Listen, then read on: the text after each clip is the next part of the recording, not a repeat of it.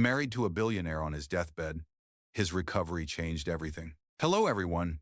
Before we begin today's story, I have a small favor to ask. Please hit subscribe and turn on the notification bell so you never miss our channel's new videos. It is quick, free, and the best way to support us in bringing you more dramatic stories.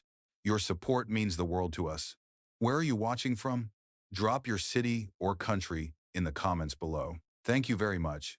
Now, let us get back to our main character. The night sky over Manhattan was a storm of gray and gold, city lights flickering against a curtain of cold rain.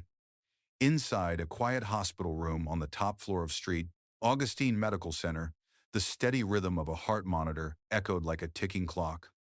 On the bed lay Ethan Ward, a 35-year-old billionaire whose empire had once dominated headlines. Now tubes and machines surrounded him, and his pulse was the only proof that the most powerful man in the room was still alive. By the door stood Clara Hayes, 27, her hands trembling as she clutched the strap of her worn purse. She was not family, not even a close friend. She was his nurse assigned to his private care after every other nurse had resigned.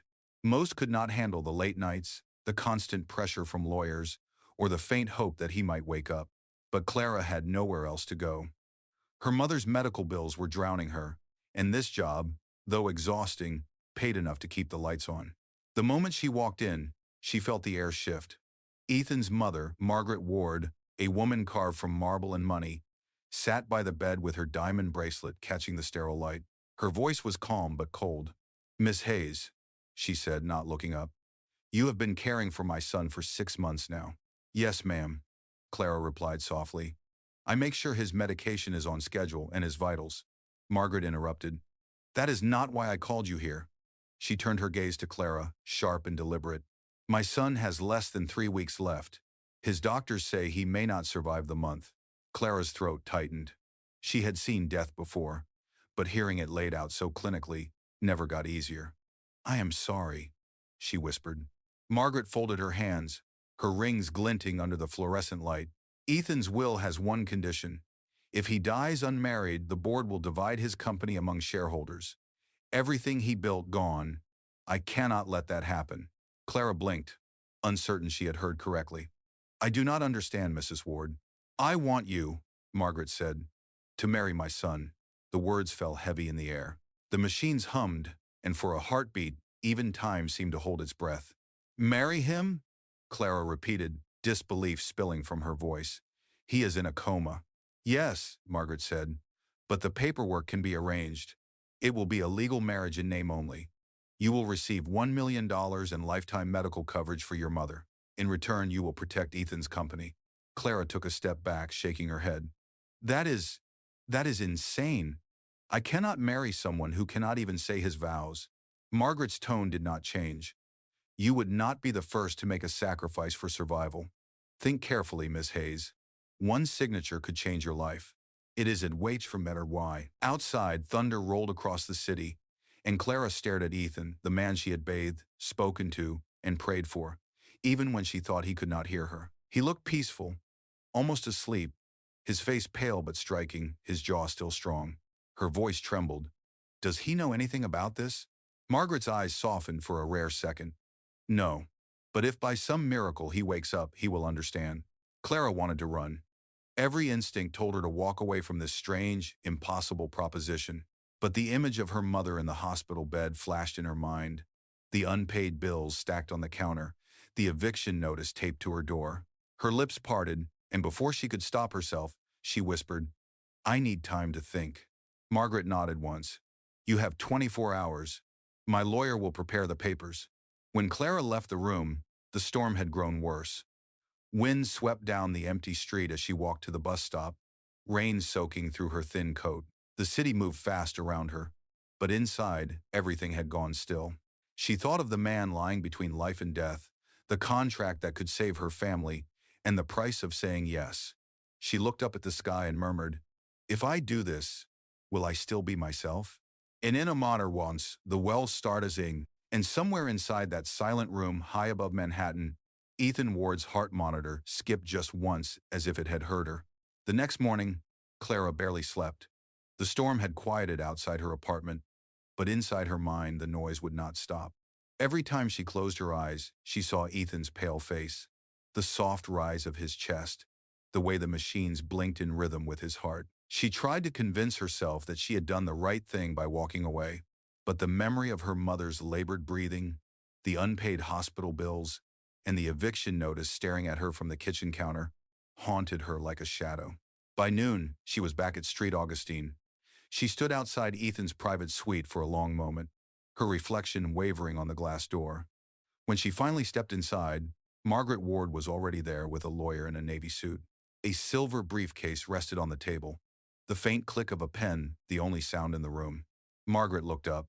"Have you made your decision, Miss Hayes?" Clara swallowed hard. Her heart was pounding so loud she could barely hear herself speak. "Yes," she said softly. "I will do it." The lawyer opened the case and began laying out the documents. Each page carried Ethan's name, the company's seal, and her own printed in black ink at the bottom. He explained every term in a measured tone, but the words blurred together. Clara's hands shook as she signed, her pen leaving faint smudges on the paper. When it was over, Margaret nodded once. "The ceremony will be brief," she said. "Our family attorney will officiate. I will make the arrangements for your attire." That night, Clara sat on the edge of her narrow bed, staring at the white dress folded neatly beside her. It was simple, elegant, and completely unlike anything she owned. She pressed her hands together, whispering to herself, "It is only a contract. It is not real." The following afternoon, the hospital chapel stood silent under the golden glow of late sunlight. A small group of witnesses, 2 lawyers, and a nurse stood near the altar. Ethan lay on a medical bed that had been wheeled in, surrounded by flowers and machines. His face was calm, almost peaceful, as if he were merely sleeping through a dream. Clara walked in slowly, her steps echoing on the polished floor. Her dress brushed softly against her ankles, her heart thudding with every movement. She stood beside him, her fingers trembling as the officiant began the vows. "Do you, Clara Hayes, take Ethan Ward to be your lawful husband, to honor and care for him in sickness and in health?" She hesitated for a breath, then whispered, "I do." The words tasted strange, almost foreign. She reached out, placing her hand gently on his, cool and motionless beneath her touch. The officiant turned to Margaret. "Do you sign as witness to this union?" "I do," Margaret said firmly, her voice steady. The final document was stamped, sealed, and slid back into the briefcase. And just like that, Clara Hayes became Mrs. Ethan Ward. After the ceremony, the others left the chapel, their footsteps fading into silence. Clara remained beside him, her eyes fixed on his face. The flower's scent filled the air, lilies, soft and clean. She reached up, brushing a strand of hair from his forehead. "I do not know who you were before this," she whispered, "but I promise I will take care of you. It is rel to not down salmon at long self of the wild dason. You see how to get it down had one of the better condal daces." Days turned into weeks. Clara resumed her shifts, caring for Ethan as she always had, but something had changed. Each morning she checked his vitals, adjusted his pillows, and spoke to him as if he could hear her. She told him about the world outside, the weather, the gossip among nurses, even the cafeteria's terrible coffee. "You know," she said one morning as she replaced his IV line, "I used to think rich people never got lonely, but you look lonelier than anyone I have ever met." Sometimes she imagined he listened. The soft hum of the machines seemed to answer her, rising and falling like a heartbeat trying to find its rhythm. Late one evening, Clara sat by his bedside, sketching in her notebook, a habit she had picked up to pass the long hours. The steady beep of the monitor filled the room. Outside, rain began to fall again, tapping against the window like a quiet metronome. She looked at him and whispered, "You should wake up soon, Mr. Ward. The world is waiting for you." Then it happened to flicker, so small she almost missed it. The heart monitor jumped, and Ethan's finger twitched ever so slightly. Clara froze, staring at his hand. Her breath caught in her throat. "Ethan?" she whispered, her voice barely audible. No response. Only the rhythm of the machines, steady but somehow different, stronger. She leaned closer, her pulse racing. "If you can hear me, squeeze my hand." For a moment, nothing happened. Then, faint but real, his fingers moved, closing weakly around hers. Tears filled her eyes. "Oh my God," she breathed. "You can hear me." The door burst open as the night nurse entered, alarmed by the rising heart rate on the monitor. "What happened?" she gasped. Clara turned, her face pale with shock and hope. "He moved," she said. "He is waking up." The nurse rushed to call the doctor. Alarms sounded softly down the hallway, but Clara barely noticed. She was still holding his hand, whispering through her tears. "You are here, Ethan. You came back. Not mad. Is this handbar?" For the first time in months, the machines did not sound like a countdown to death. They sounded like a beginning. The following days at St. Augustine Medical Center were a blur of disbelief and quiet celebration. News of Ethan Ward's sudden response spread through the staff like a spark in dry grass. Doctors rushed in and out of his suite, running tests, adjusting monitors, checking for every possible sign that this was not just a reflex. But it was real. The readings were clear. Ethan was waking up. Clara had not left his side. She barely slept, afraid that if she closed her eyes, she might open them to find it had all been a dream. The doctors told her to rest, but she refused. Instead, she sat by his bed, holding his hand, whispering to him as if her voice could guide him back into the world. When his eyes finally opened, it was not dramatic. There was no gasp, no sudden movement. It happened slowly, like dawn pushing through fog. His lashes flickered, then lifted, revealing eyes the color of dark amber. He stared at the ceiling first, disoriented, then at the tubes and wires that tethered him to life. Finally, his gaze found Clara. She froze, her breath caught, her hands shaking. "Mr. Ward," she whispered, afraid to believe what she was seeing. "You are awake." He blinked slowly, his lips parting as he tried to speak. The sound that came out was faint, broken. "Where am I?" Clara leaned closer, tears slipping down her cheeks. "You are at St. Augustine Medical Center. You had an accident almost a year ago. You have been in a coma, but you are safe now." His eyes studied her face, confusion shadowing his expression. "Who are you?" "I am your nurse," she said softly. "My name is Clara." He closed his eyes again, the weight of exhaustion pulling him under. But before he drifted back to sleep, she heard him whisper one word, barely audible. "Thank you." Over the next week, Ethan's recovery became the hospital's quiet miracle. Physical therapists came in daily, helping him move his hands, sit up, and eventually stand. Each movement was slow, deliberate, a victory against the stillness that had claimed him for months. Clara watched him closely, her heart swelling each time he managed something new. One afternoon, as the late sunlight poured through the window, Ethan asked for her. She entered his room to find him sitting up for the first time, his hair slightly messy, his hospital gown hanging loosely from his shoulders. He looked frail but alive, every breath a triumph. "Clara," he said, his voice still rough but steady. "My mother told me you have been here every day." She hesitated, unsure how to respond. "I was just doing my job, Mr. Ward." He gave a small, tired smile. "If that were true, you would have left months ago." His eyes softened. "Why did you stay?" Clara felt the question strike deep. She glanced down at her hands. "Because you deserve someone who did not give up on you." Ethan studied her for a long moment. "You speak as if you know me." "I know enough," she said gently. "You have built an empire, but you have also helped a lot of people. You were never just another patient to me." He nodded slowly, as if trying to piece together the fragments of his life. "And my company, my mother? What happened while I was gone?" Clara hesitated, her heart pounding. Margaret had warned her not to tell him the truth, not yet. The marriage contract was still sealed under confidentiality. "Your company is fine," she said carefully. "Your mother made sure of that." Ethan studied her expression, suspicion flickering briefly in his eyes, but he was too weak to press further. "She always does," he murmured, leaning back against the pillows. Over the next few days, Clara found herself talking to him more freely.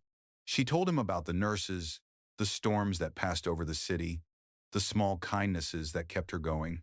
Ethan listened quietly, his eyes following her every movement, his curiosity growing with each conversation. One evening, as the rain pattered softly against the window, he said, "I have been told that coma patients can hear voices. Do you think that is true?" "I do," Clara replied. "I spoke to you every day. I told you about the world outside. I told you to come back." He looked at her then, really looked, and something changed in his gaze. "Maybe that is why I did." Her heart stuttered. She busied herself with adjusting his blanket, pretending she had not heard. But the warmth in his tone lingered long after she left the room. By the end of the week, Ethan had regained enough strength to leave the intensive care unit. His suite was moved to a smaller, quieter floor where he could continue his rehabilitation. Margaret visited only briefly, offering clipped smiles and businesslike questions before leaving again. Clara noticed how Ethan's face hardened each time his mother entered the room, the easy calm between them replaced by an old tension she could not quite name. One evening, while checking his vitals, she noticed him staring at the gold ring on his finger. He turned it slowly, confusion creasing his brow. "Clara," he said quietly, "why am I wearing a wedding ring?" Her heart froze. The pen slipped from her hand and rolled across the floor. She forced a shaky smile. "Perhaps your mother wanted to protect your image while you were unconscious. The press can be ruthless." Ethan did not look convinced. He kept turning the ring, his thumb tracing the engraved initials on the inside. C. H. W. Clara felt her pulse race. She quickly gathered her charts and said, "It is time for your medication, Mr. Ward. Try to rest after this." He nodded but kept his gaze on her. "Clara Hayes," he said slowly, as if testing the sound of her name. "Those are your initials, are they not?" Her breath caught, but she forced a calm smile. "Good night, Mr. Ward." As she turned off the lights and walked toward the door, his voice followed her softly through the darkness. "I will find out, Clara. Whatever it is, I will find out." She paused for a heartbeat, her hand trembling on the door handle. Then she whispered into the quiet room, "Please do not." Outside, the corridor lights flickered as thunder rumbled once more across the city. Inside, Ethan Ward stared at the ring that tied him to a truth no one had yet dared to tell him. "Vit fun for bamsat tailio. Content mo you for. TXT to 500 token. Kong vit tren canvas. Tip noi fun 3. Nea dong nyut nyan vut va boy kan. Tuyen thoi jan sao cho fu harp. Shu y van fong ke tuat vi toi lai kit qua de lam noi dong. YouTube cho kong fai bien top nu dao dien. Noi dong kong duk vit tat kaktu ma fai vit day du de. Voiceover AI dok tot duk. The next morning, sunlight spilled gently across the pale walls of Ethan's recovery room. The storm had passed, leaving the city washed clean and quiet. Clara entered with his breakfast tray, her steps light but her heart uneasy. She could feel his eyes on her the moment she stepped inside. "Good morning, Mr. Ward," she said softly, setting down the tray. "How are you feeling today?" Ethan's tone was calm, but there was something sharper beneath it. "Better," he said, "though I had a strange dream last night. In it, I was getting married." Clara froze, her hands tightening around the tray. "Dreams can be confusing after a coma," she managed, forcing a smile. He leaned forward, his gaze steady. "It did not feel like a dream. I saw a chapel. I heard a voice yours saying, 'I do.'" Clara's breath caught. "You should not push yourself to remember too quickly," she said quickly. "The doctors said." "The doctors," Ethan interrupted gently, "did not marry me." His voice was soft but deliberate, every word sinking into the silence between them. "Clara, I want the truth." Her lips parted, but no sound came. How could she explain something that even she still struggled to understand? She looked down at her hands, the faint glint of her own wedding band catching the light. Finally, she whispered, "It was your mother's decision. She wanted to protect the company while you were unconscious. I was only supposed to sign the papers. It was never meant to deceive you." Ethan's jaw tightened, but his expression was unreadable. "So, legally, you are my wife?" Clara nodded slowly. "Yes, but only on paper. I never wanted anything from you. I only wanted to help my mother." For a long moment, he said nothing. The sound of the heart monitor filled the silence, steady and calm. Then, to her surprise, he let out a faint laugh, low, dry, almost weary. "Of all the boardroom deals I have made," he murmured, "this is the first one I had no say in. Is one of Bitterose." She looked at him, startled by the trace of humor in his voice. "You are taking this better than I expected." "I am still processing," he said. "But if my mother arranged this, she must have trusted you. That alone makes you." "Interesting." Clara tried to speak, but he lifted a hand, stopping her. "Do not worry, Clara. I am not angry. But I will not annul this marriage until I decide what it means." Her heart stumbled. "What it means?" He met her eyes. If fate tied us together without my consent, then I want to know why. Until then, you stay. She swallowed hard. Ethan, that is not necessary. You are recovering. You need space, not. I need honesty, he said quietly. And right now, you are the only person in this room who has given me any. The room fell silent again. Outside, the hum of the city returned, distant and alive. Clara stood by the window, her pulse loud in her ears, as Ethan leaned back against his pillow, the faintest trace of a smile tugging at the corner of his mouth. Mrs. Ward, he said softly, almost teasing, I think we should get to know each other properly. Clara turned to him, torn between fear and something she could not yet name. Then where do we start? Ethan's gaze was steady, warm, and impossible to read. With the truth, he said. Always with the truth. It is a grating of the brain now region. Over the next few weeks, Ethan's strength returned piece by piece, like light filtering into a dim room. With every passing day, he walked farther down the hallway, spoke longer with the doctors, and spent more time with Clara. What began as cautious conversation slowly turned into something gentler, shared laughter, quiet moments, and small glimpses of the man behind the title. Ethan had insisted that Clara remain in charge of his care, even after the hospital offered to assign another nurse. I trust her, he said simply, and that was the end of the discussion. Still, Clara felt the unspoken tension between them. He knew the truth now, yet he never mentioned the marriage again. It lingered between them like a secret neither wanted to touch. One afternoon, he asked her to walk with him to the hospital garden. The air was crisp, filled with the scent of pine and rain-soaked earth. Patients sat quietly beneath the trees, and somewhere nearby, a fountain murmured. Ethan leaned on his cane, the effort visible in his every step, but his determination was stronger than his weakness. You know, he said as they reached a bench, when I woke up, I thought my life had ended. I had lost control of everything that mattered to me. But then I realized that maybe it was a second chance. Clara looked at him, uncertain. A second chance for what? In a sea light of say friend Tabas, is hall of the longer, in a bat of flies. For seeing what really matters, he said. I built my company on power and perfection, but when I was lying in that bed, none of it could keep me alive. You did. She shook her head quickly. I did nothing extraordinary. I just did my job. Ethan turned to her, his eyes soft. You stayed when you could have walked away. That is not just a job, Clara. That is compassion. For a moment she could not speak. The sincerity in his tone left her breathless. Then, trying to lighten the moment, she said, You sound like a man giving a motivational speech. He laughed quietly. Old habits die hard, but maybe you can help me break them. They sat together for a while, the silence comfortable. The afternoon light fell across his face, revealing faint scars along his jawline. Without thinking, Clara reached out, brushing a strand of hair from his forehead. He caught her hand gently before she could pull away. Does it bother you? He asked. The way I look now? She met his gaze, steady and calm. No. It reminds me that you survived. Something unspoken passed between them, something neither of them wanted to name yet. He released her hand slowly, his thumb lingering for just a second too long. As they walked back toward the elevator, a group of reporters stood near the entrance, their cameras flashing. Someone must have leaked the news that Ethan Ward, the once unreachable billionaire, had woken from his coma.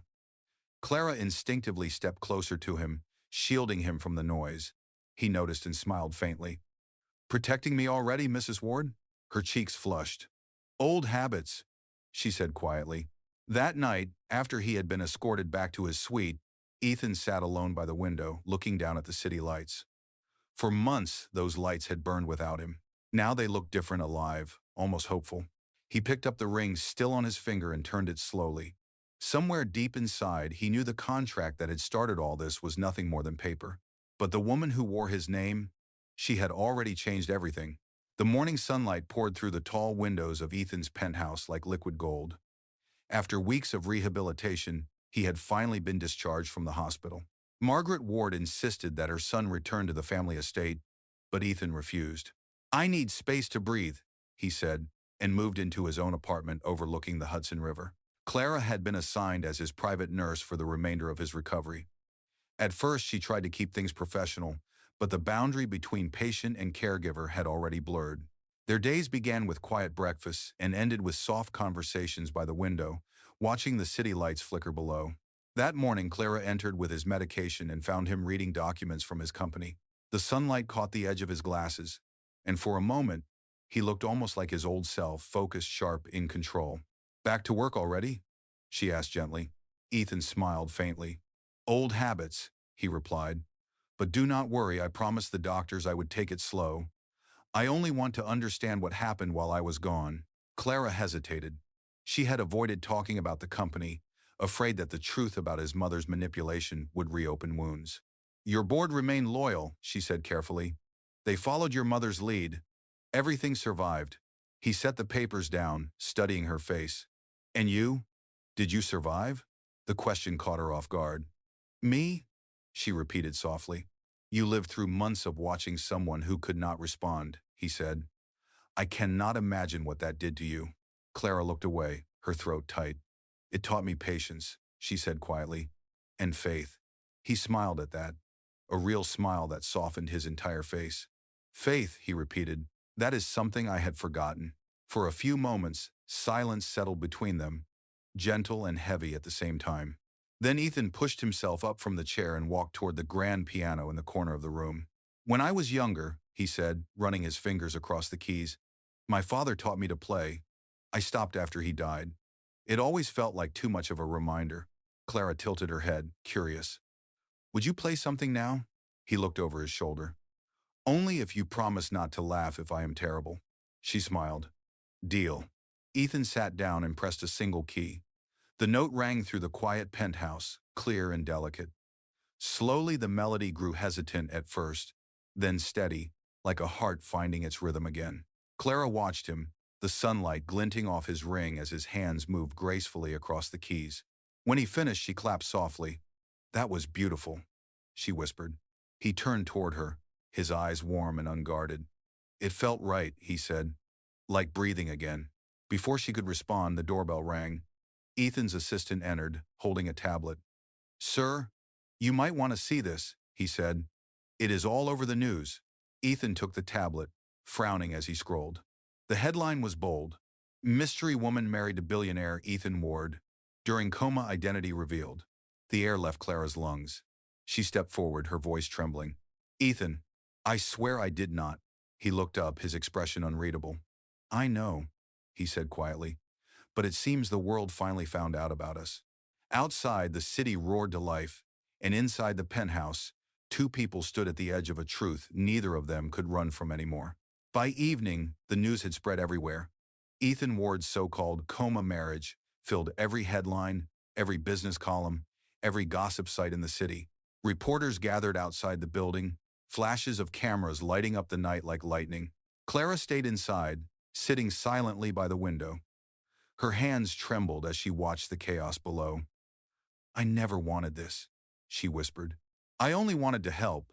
Ethan stood across the room, the tablet still in his hand, his jaw tense. "I know," he said quietly, "but people will believe whatever makes a better story." She turned toward him, eyes filled with worry. "Your reputation, your company, this could ruin everything." He walked closer, stopping just a few feet away. "Clara, look at me," he said softly. "You did nothing wrong. If there is blame to take, it is mine. I will not let them tear you apart for something you did out of kindness." Tears welled in her eyes. "You cannot fight them all, Ethan. The board, the press, they will want answers." He exhaled slowly, his expression calm but resolute. "Then I will give them answers." The next morning, Ethan walked into the conference hall of his company headquarters, cameras flashing as he took the stage. The board members watched in uneasy silence. He looked straight at them and said, "Yes, I married Clara Hayes while I was unconscious. It was arranged by my mother, but I stand by it, because that woman is the reason I am alive today." Outside the glass walls, the crowd erupted in noise. Inside, Clara watched from the doorway, her heart breaking and healing all at once. Ethan had chosen the truth, even when it cost him everything. The press conference changed everything. Within hours, videos of Ethan's confession spread across social media. Some called it a scandal, others called it the most shocking love story of the year. But to Clara, it was something entirely different. It was proof of his courage.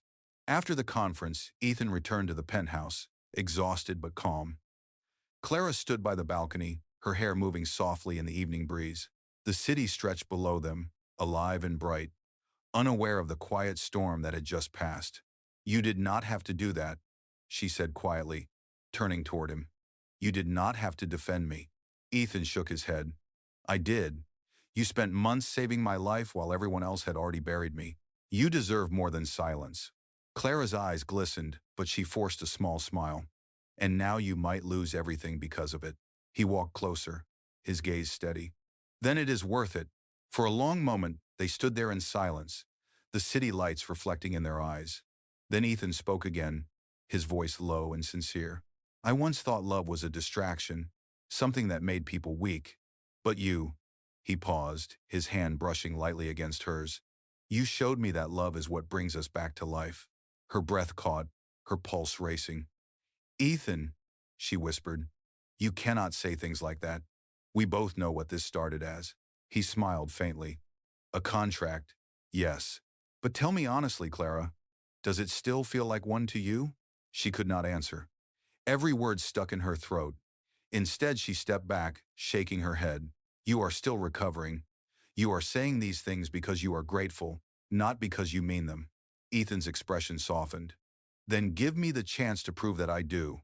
He reached into his pocket and pulled out a folded piece of paper, the original marriage certificate. He set it gently on the table between them. "This paper started everything," he said. "If you want out, sign here, and I will let you go. No press, no board, no scandal. Just peace." Clara looked down at the paper, then back at him. Her heart ached at the honesty in his voice. "And if I do not sign?" Ethan smiled, quiet and sure. "Then maybe we can start over. Not as a nurse and a patient, not as a contract, but as two people who survived something extraordinary together." Outside, thunder rolled far in the distance, but inside, everything felt still.